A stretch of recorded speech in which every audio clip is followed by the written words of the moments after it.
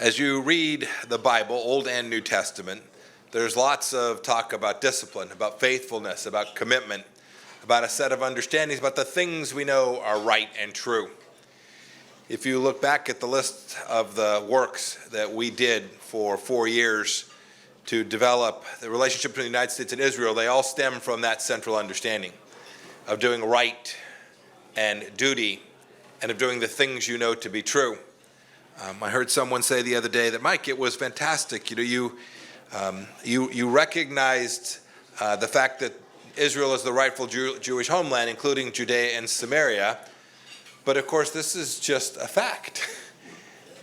For a long time, our government, and to this day, many governments in the world, and indeed today, even in the United States, there's this sense somehow that Israel conceptually doesn't have a right to exist, that the Jewish people don't have this as their homeland.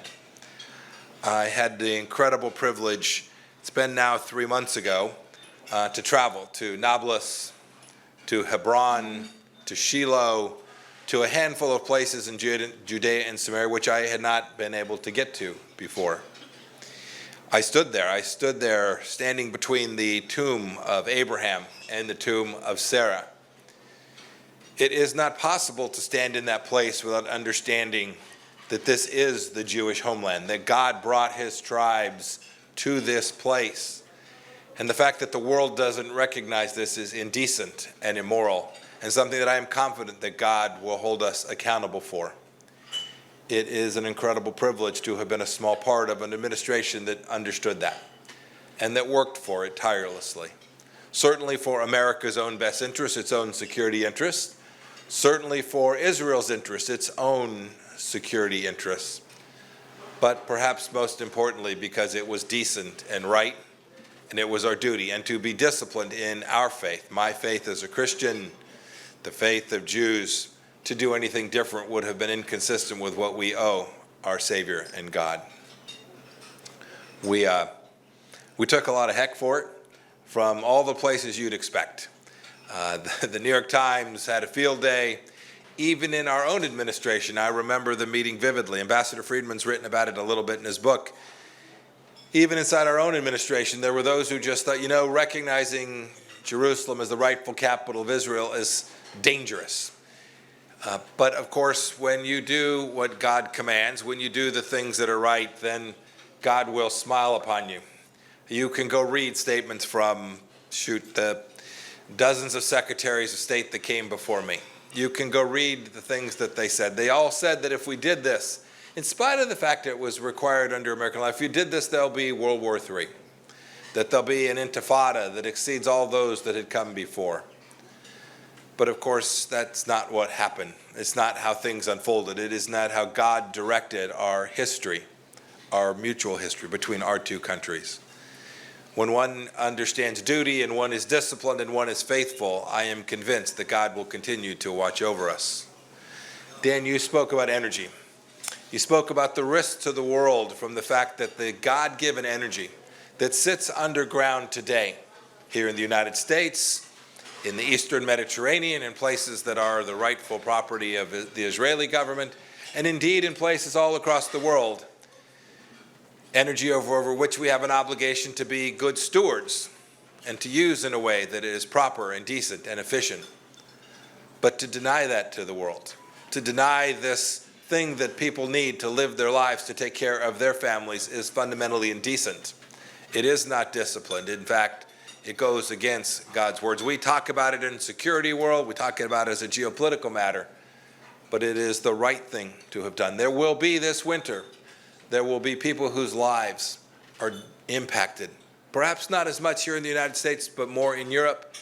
There is real risk to these people that they won't be able to do the most basic things, including feed their family and heat their home this winter. We all understand that getting this right is simple and decent, and indeed it is our duty. I had this incredible privilege for 4 years. First to serve as America's CIA director and then as its Secretary of State. And I say all the time, I was the 70th Secretary of State. Donald Trump was our 45th president. Every day I was reminded there was more turnover in my gig than his. And so I checked my cell phone dutifully to make sure I still had a place to go to work. Twitter is a mean thing. But what we did each day was an attempt to be right and decent. We did not get it right every day. But we demonstrated to the world that good partners like the United States and Israel can deliver security not only for our two nations, but for people all across the world.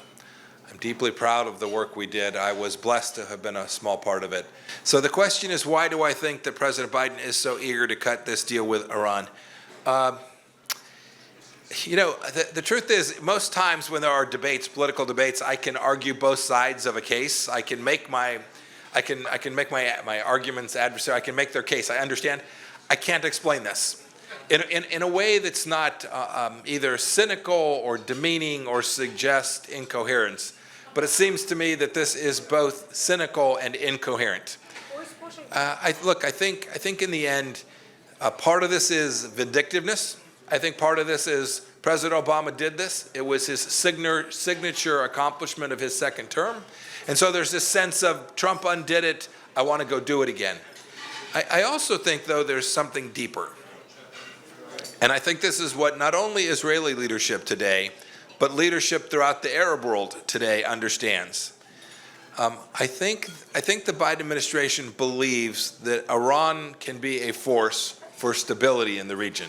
I think that's crazy. I can't understand that logic. I can't make the case for it.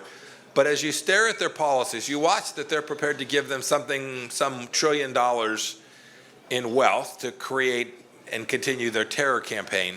It can only be because they believe somehow that there should be a balance between the Shias and the Sunnis, a balance between the Muslims and the Jews, some sort of balance in the region. The truth of the matter is, anyone who stares at this, and that this is not political, anybody who stares and just does the math on who it is that presents continued risk not only to Israel, but to the Arab Muslims, to the world, it's pretty straightforward. And the fact that their president is traveling to this city this week and is being interviewed by our media, treated as if he is a world leader. Leslie Stahl went and did a 60 Minutes interview in Iran. That is unconscionable. I'm all about free media. I'm all about everybody saying the thing they want. This is a man with enormous amount of American blood on his hands, and we ought not permit him to come to our country. The question is, what can we, this group, Israel Heritage Foundation, to address the growing anti-Semitism inside the Democrat Party, or the anti-Israeli, I think you said anti-Israeli. Aside from voting them out. Yeah.